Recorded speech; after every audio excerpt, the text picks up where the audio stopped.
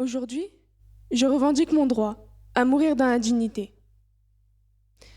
C'est ce que raconte Aurélie, 47 ans, qui souffrait d'un cancer du poumon. Toute sa vie, elle a vécu dans la souffrance jusqu'à son dernier souffle. Aujourd'hui, je revendique moi-même le droit à l'euthanasie. Oui, vous m'avez bien entendu, le droit à l'euthanasie. Tout d'abord, qu'est-ce que l'euthanasie ? L'euthanasie est un acte médical qui consiste à provoquer délibérément la mort d'une personne atteinte d'une maladie grave et incurable afin de mettre fin à ses souffrances. Mesdames, Messieurs, écoutez-moi.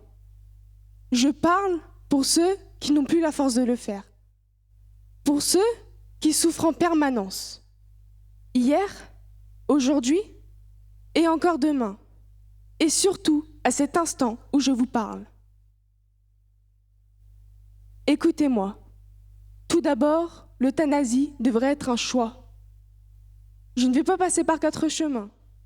Je vais vous parler avec conviction. Toute personne devrait avoir le choix, si elles veulent partir en paix sans souffrance, plutôt qu'attendre la mort dans la douleur. Pour beaucoup, le fait d'évoquer ce sujet peut être prise pour une incitation au meurtre, mais ce n'est pas le cas. Ce que je veux défendre, c'est la libération. La libération de toutes les personnes voulant juste avoir une dernière vision de la vie, non comme un supplice ou une corvée, mais plutôt comme un réconfort et un soulagement.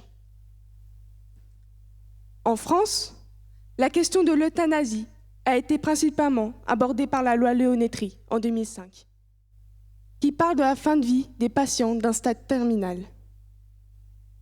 Mais malheureusement, cette loi ne permet pas l'euthanasie active, mais n'autorise que la sédation profonde qui continue jusqu'à leur décès. En 2024, le gouvernement français a présenté un projet de loi relatif à l'accompagnement des malades, visant à instaurer une aide à mourir sur certaines conditions strictes.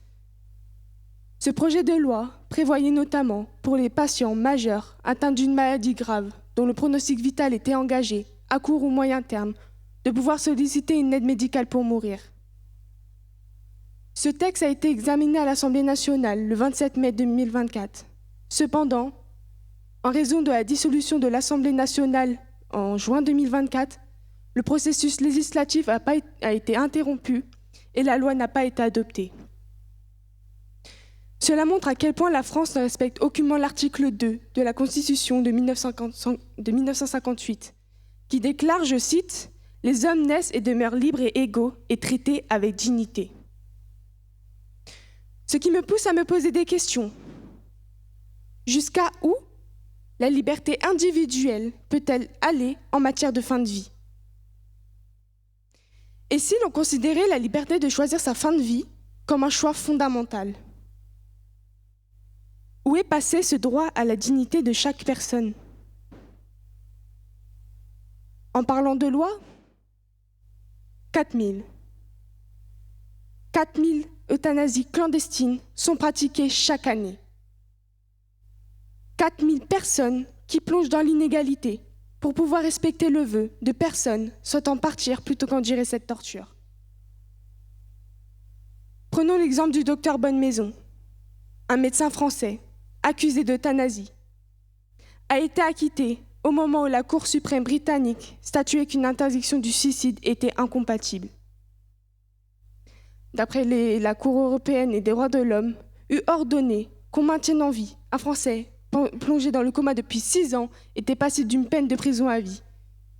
Et 6000 personnes avaient signé une pétition en sa faveur. Son avocat a dit espérer que la Cour européenne inciteront le gouvernement à agir rapidement. Vous pensez que c'était la seule raison ? Eh bien non. Il y a aussi la famille des malades, qui eux ne souffrent peut-être pas physiquement, mais mentalement, et peut même y laisser des séquelles ou des traumatismes.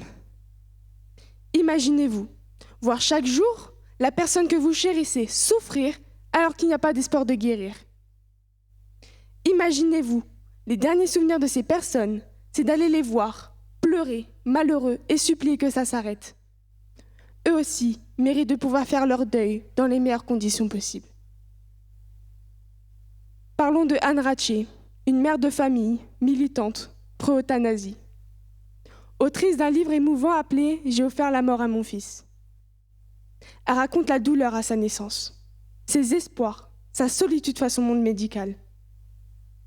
Cette maman raconte également comment très vite, elle sait que la mort sera la seule issue pour son fils de 3 ans, Frédéric.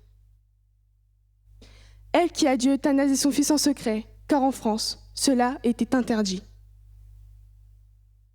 En participant à une interview, elle nous dit « Nous nous sommes mis d'accord pour apporter à notre fils une fin douce parmi les siens que nous aurait refusé la société. » Mon discours se termine, j'espère que vous l'avez compris.